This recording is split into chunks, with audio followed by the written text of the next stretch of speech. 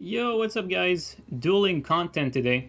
I want to talk about trusting swords and why they are the best weapon in the game right now. I have a bunch of things to say about them, what they need for a nerf. Going on to the topic of crouch poking in general, we got a lot to talk about. So recently I started playing more seriously with two-handed trusting swords. And I dedicated some time to learn them, how they play, how to play them properly versus the common matchups and all of that. And I quickly came to the realization that two-handed trusting swords, especially after patch 1.07, are absolutely broken. They're not just the best weapon in the game, they actually by far outmatch everything you throw at them. I hear sometimes people say that double lances are the best or double spears are the best, but let me tell you, they both get shitted on by two-handed trusting swords. Actually, so far the best thing that can compete with them, with no surprise really, is shield poking. Yet I would still give the edge to two-handed trusting swords, simply because trusting swords two-handed have the range advantage and they have faster recovery, so you can build up status on the shield and perfectly dodge afterward without getting hit. Another decent setup though to play against trusting swords are power stance straight swords, but even then, while power stance straight swords can sometimes edge a win simply because they do a lot of damage and can outtrade, and also power stance straight swords are one of the rare setup where the trusting sword cannot dodge inward to apply pressure. So that's one of the advantage that power stance straight sword have, but even with that considered, the two-handed trusting sword still wins the matchup simply because at the end of the day, the power stance straight sword cannot reaction roll catch and are much easier to dodge than the two-handed trusting sword. So even then, the two-handed trusting sword will still win the matchup versus power stance straight swords. The only exception that I could have seen before patch 1.07 actually is maybe sleep swords before status got nerfed could have been better than two-handed trusting sword, because since you have the trading potential and since it was pretty easy to build up sleep status before the patch, I think you might have been able to beat two-handed trusting sword with sleep swords prior to 1.07. But the sleep status got hit pretty hard by 1.07. It didn't get hit harder than any other status, but in general it's a lot harder to build a sleep build up with double straight swords. Okay, so I'm not going to touch on too much on status though in this vid, because we already have a lot to talk about. I'll go into more detail about status and and rot actually, especially in another vid. But the only thing I'm going to say for now is that I actually really like the status where it is right now, whether it's poison, rot, and any other status. I actually really like how it is at this moment, but we're going to keep that for another topic. Okay, so about the footage you're watching, I decided to include a random clip at the very beginning of a guy getting flawless, the poor random. And the reason I put that in was because this is pretty much how every fight goes for the most part. If you're not fighting a tryhard, your average player really does not stand a chance against a two-handed trusting sword, especially, when they're not an experienced player. So with that said, most of the fights here are actually versus the #1 player on the Elden Ring the Elden Ring ladder, sorry. I did not know this person was first on the ladder when I fought him, or that he even was on the ladder or anything. To be honest, aside from making a good clickbait title, this is fairly irrelevant. The only thing that this tells us is that this guy should be good enough to give us an idea of how strong two-handed trusting swords are, because if he's first on the ladder, that probably means he knows what he's doing. These fights were a few days ago, shortly after 1.07. I want to note this really quickly just to get that out of the way. Just make sure, we don't get any problem with that. My opponent did seem salty for no reason. I'm going to be honest, I don't know him. I don't know why he was like that. I don't have anything against the guy. I really don't care either. So, please just ignore that part. No one really cares. That just gives me a green light to post stuff, let's be honest. Okay, so putting that aside, what I like about these fights is that we get to see the two-handed trusting swords versus different matchups and how one-sided it can become when played properly. So I did not cut losses. At the time of these fights, I basically just had started learning to play two-handed trusting swords properly. So there was still actually a lot of gaps in my knowledge at the time of these fights, which was only a week ago or so. For instance, I had never fought a good player using a heavy trusting sword with a rapier. That was really my first time going against that. But honestly, two-handed trusting sword completely destroys HTS. So yeah, that's that.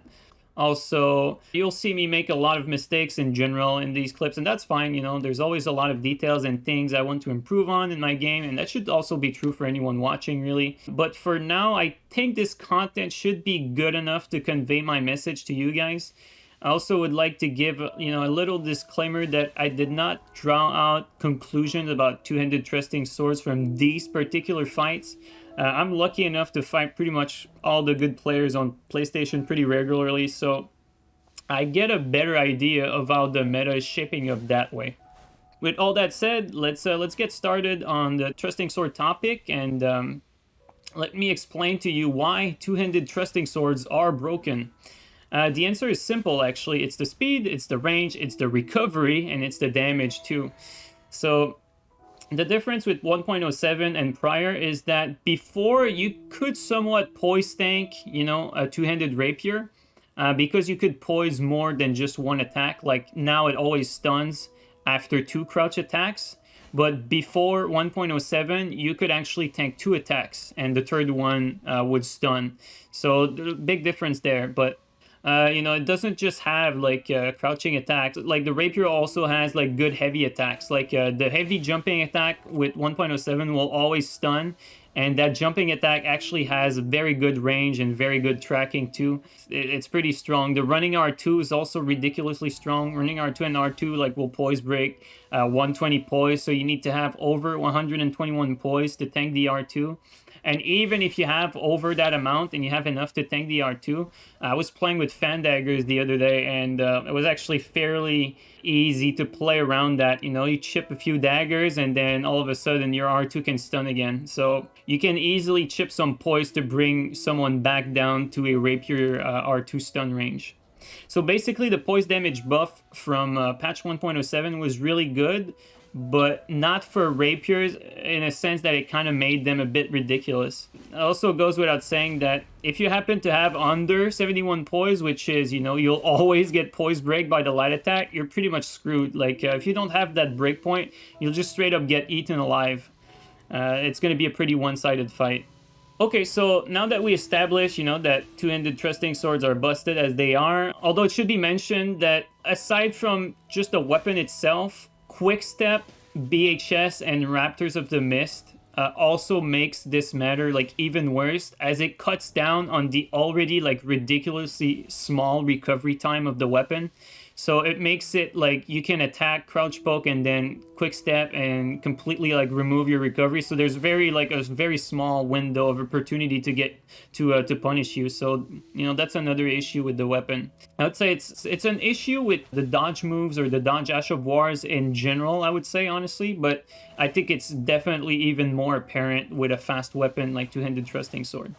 So I would first like to suggest to From Software to nerf the poise damage of the thrusting sword so that it matches, you know, the current poise damage of like the dagger class. So this kind of puts the rapier back to where it was pre-patch, so it was already pretty damn strong. But we would be going from like a two-handed poise damage of around 70 to more around 50 or 51. So that would make it so that it would be possible to tank 2 rapier light attacks when you have like over 100 poise instead of only, you know, tanking 1. So that's a good start.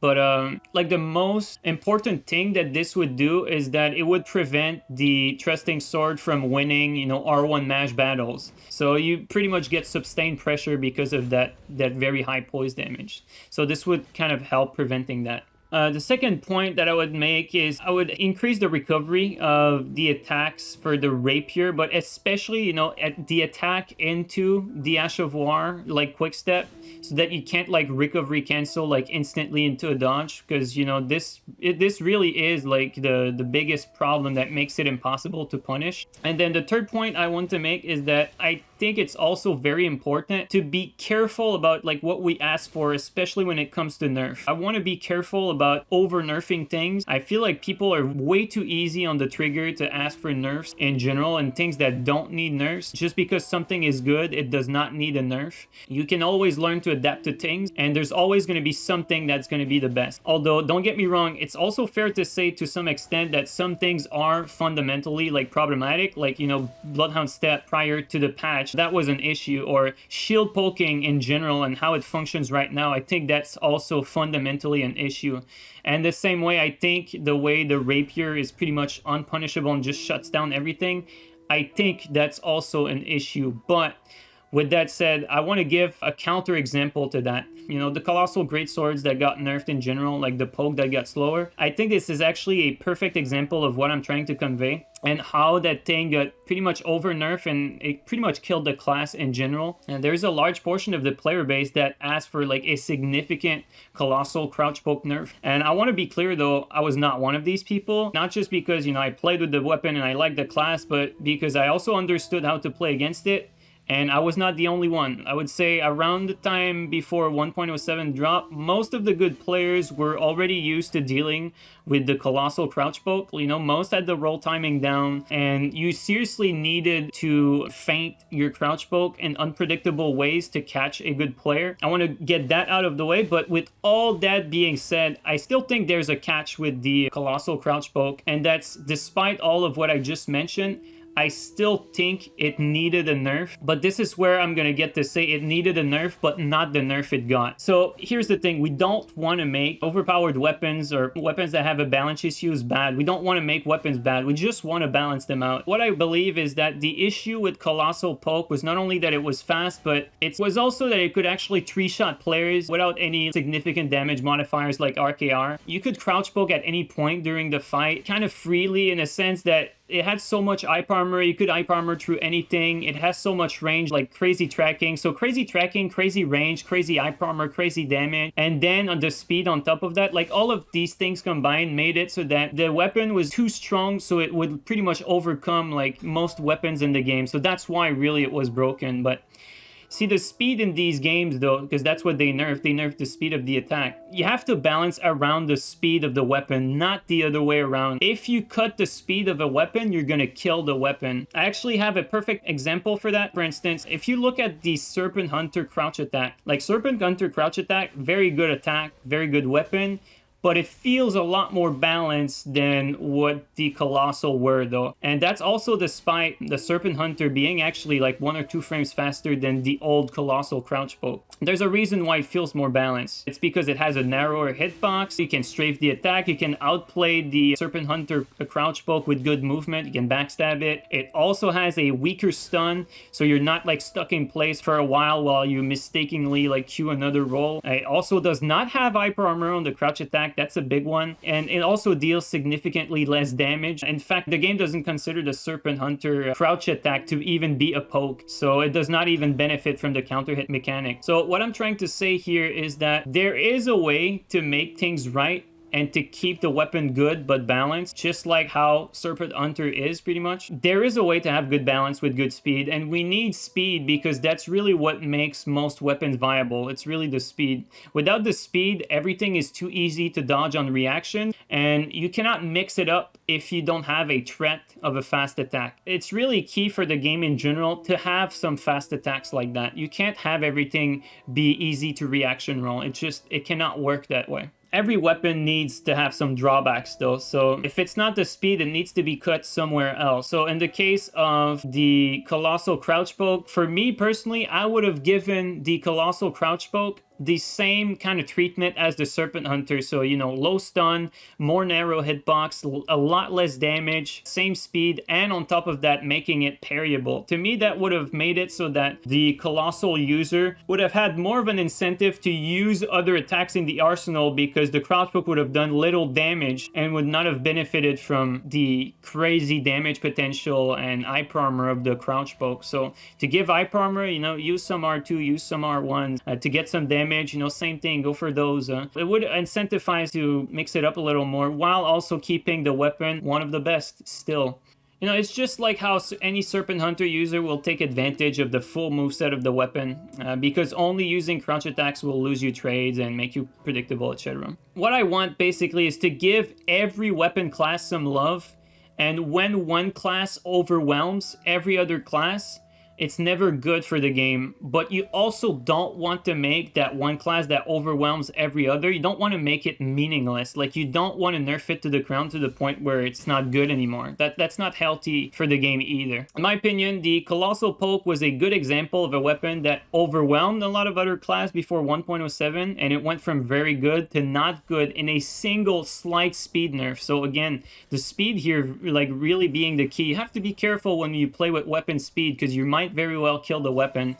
I also believe that this change, like, despite me saying this, was very welcome by the community as a whole, because, like I said, the weapon still needed a nerf because it was overwhelming and people were tired of getting completely overwhelmed by it. But here's the thing, I don't want us to make the same mistake again. I feel like a large portion of the player base has something against most crouching attacks in general. Because they're the fastest attack, they're somehow allergic to attacks that are fast. But I would like to point out that we know from previous Souls games that we've always asked for more neutral attacks and for more, like, fast attacks in our repertoire. Like, that's actually one of the point that we wanted going from Dark Souls 3 to Elden Ring. We wanted to have more neutral options and more fast attacks for more weapons. That's exactly what we asked for, really. So we have to go back in time and, you know, realize that in Elden Ring, like, we're getting a lot of problems in balance, but we're also getting a lot of things that we asked for that we noticed in previous Souls games that were missing. So because there are new players who've never got to experience that problem in previous games, they don't necessarily get to understand why it's so important to have these fast attacks for every weapon class, really. So crouch attacks give players a speed option and ultimately an option that enables the player to start more mix-ups. If you don't realize this, it's very important that you do now, because I really don't want Elden Ring to go in the complete opposite direction and become more akin to Dark Souls 3 with its flaws than to Elden Ring with its new innovative mechanics. So to go back to the initial topic, you know, the trusting swords, we don't want to make trusting swords useless by nerfing them. We don't want even to make them bad or even average. I still want the weapon to be good, because why would it not deserve to be good? There's a way to properly do this. Like we mentioned, it's going to be a poise nerf, also probably a damage nerf too, because you know, trusting swords that can do for like 700 counter damage, that's a bit crazy. As well as I think a recovery nerf, especially going into a dodge move, a dodge Ash of War.